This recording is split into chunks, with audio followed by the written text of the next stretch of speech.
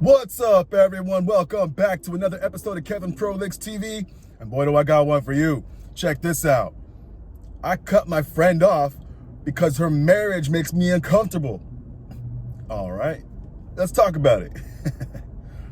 My friend, well, soon-to-be ex-friend, is the closest and greatest friend I've ever had. But she's married to a man who is very perverted, lazy, and just gives me bad vibes. What do you mean by that? They married after 8 months of dating. She was 22 and homeschooled all of her life. He was 33 when I first became friends with her.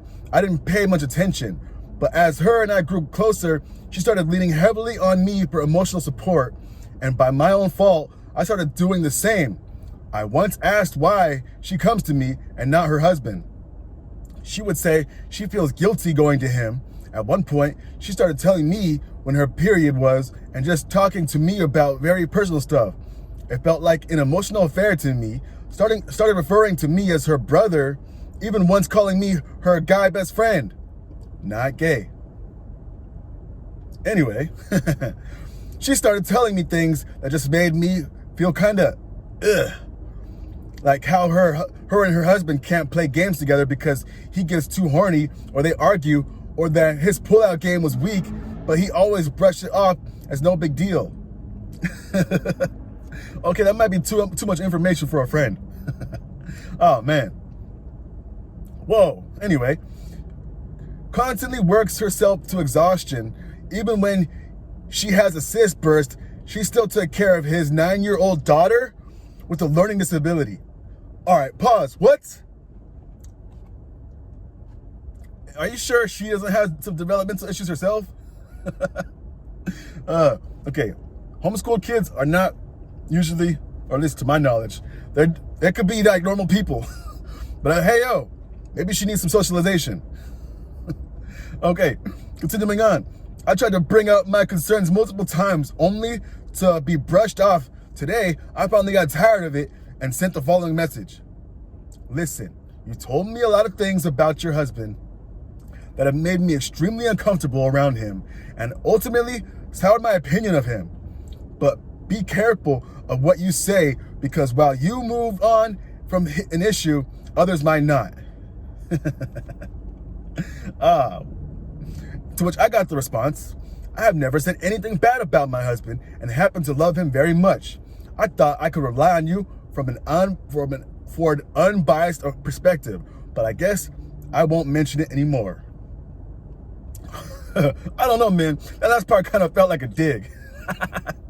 I replied, I think we need to both step back and reevaluate our friendship. Both of us. I know it's better this way, but man, does it suck. End. Hey, yo, what the hell? All right, let's talk about he was 33 and she was 22. 8 months of dating. He already had a kid. Hey, yo. Now I'm gonna smack your sister or your homegirl. What the hell? What the hell? All right, let's see some comments. Yeah, she sounds like she is very neglected in the relationship and is going to you to receive the comfort her husband doesn't give her. If she won't listen to you, there is really not much to do because she's not being outright abused. This is not a good situation to be a part of. I would definitely skedaddle, dude. The husband's gonna find out, and it'll probably be weird between the both of you. Best of luck. Oh, man. Another person says, are you going to gloss over the can't play games together because he gets too horny line? That doesn't sound like a healthy dynamic. Someone says that, not to mention the age discrepancy and life experience going into the relationship. Husband was having a child with someone else while she was in middle school. Another person, OP says to that wasn't even something I thought too much of initially until the whole pull-out aspect and just, it's all weird. Someone says to OP, that's a very good chance he read or would read your text, and that's why she responded the way she did. If you ever run into her, I will let her know. If she needs to leave, you'll try to help her, although that depends on whether you want to get further involved. Texting her could be dangerous for her. Yeah. Another person here. pulling out isn't sexual abuse. The stuff some of y'all come up with. Oh man. Someone says, I can't make sense of your comment. I disagree with that. Someone else says, she turned it around on you and tried to make this seem like she said nothing because her boyfriend will see the text. Another person says, okay, it was a dig. Probably because she realizes that she took a little stupid putting up with it and is feeling defensive. The friendship sounds pretty normal for a platonic friendship with the female, to be honest. I get it. It's hard to have someone you care about accept less than they deserve. My best friend has a horrible baby daddy.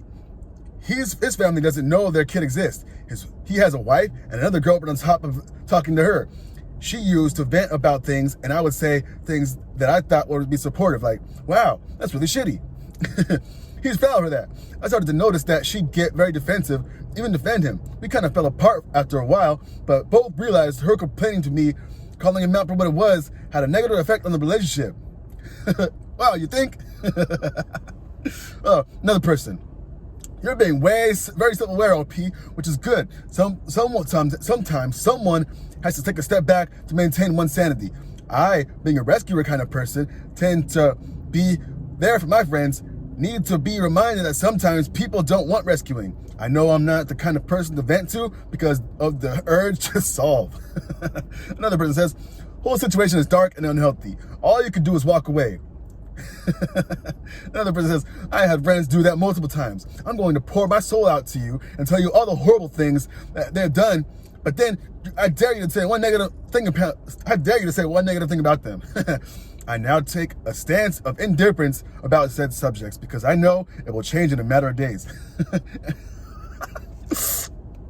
Someone says, I mean, everyone has boundaries. And if this is truly a hill you're willing to die on, then it is what it is. But a crucial part of friendship to me is being able to open up and get a different perspective when something's upsetting you. With my good friends anyway, buddies, acquaintances are the ones I'll occasionally hang out with to see a movie or invite. I'm having not really talk in depth about stuff. So it's kind of the bond that you're looking for with the person. Then maybe your boundary makes sense. It's perfectly okay to have people in your life where the bond isn't terribly deep, but you have fun together. If you're looking for a bestie, you have to take the good with the bad. Telling a friend to basically watch their mouth obviously isn't conductive to a strong bond. At the end of the day, you're entitled to feel how you feel. As is she. And OP says, I don't mind giving my perspective. It's when that perspective doesn't match their idealistic marriage. She is so desperately trying to have yet won't acknowledge the problems that keep her from actually achieving that. You know, it's like, hey, you're not leaning on me too much. It's like, hey, you're choosing to lean on me instead of your husband and have indirectly showed me that you're lacking the biggest thing that'll make or break a marriage, emotional connection. Someone says that, well, you're saying that is because she hasn't left her abusive situation. You don't want to talk to her anymore. Think about that for a second. Someone says, that is very one-dimensional. And someone says to OP, I've been very guilty of over-evolving and becoming heavily emotionally dependent on a friend to vent about bad relationships. Something she said to me, a true, loving, and clear boundary was, I enjoy our friendship, but I don't want to hear about your relationship anymore if you're not going to do anything about it. And she was right. I did frequently complain and rant about the same problems in my relationship over and over, but never left or made any changes, and it damaged many of my friendships. The truth hurts, but it was necessary. I don't know if that'll be helpful to you, but I appreciated her blunt honesty at the time. And I think we'll stop there. Whoa, you get the picture. Yo, okay, so what did we learn? They got into a relationship. He was older, she was younger. He already had a kid. Oh, man. And then she's venting to her homegirl, and the homegirl doesn't like it. Okay. Point one. All right, yeah, there could be issues with age gap relationships, man or woman. Another thing, if someone has a kid and that didn't come from you, there could be problems. Another thing, venting to friends could be a good or bad, depending on how you go about it. Anyway, I think your friend is cooked. I think you're probably better off without her. Maybe you can figure something out. Tell her like the other people said. Yo, I like you, but stop talking to me about this bullshit. You know? Anyway, this has been another episode of Kevin Pro Links TV. Like, comment, subscribe, and share. And I hope to see you on the next one.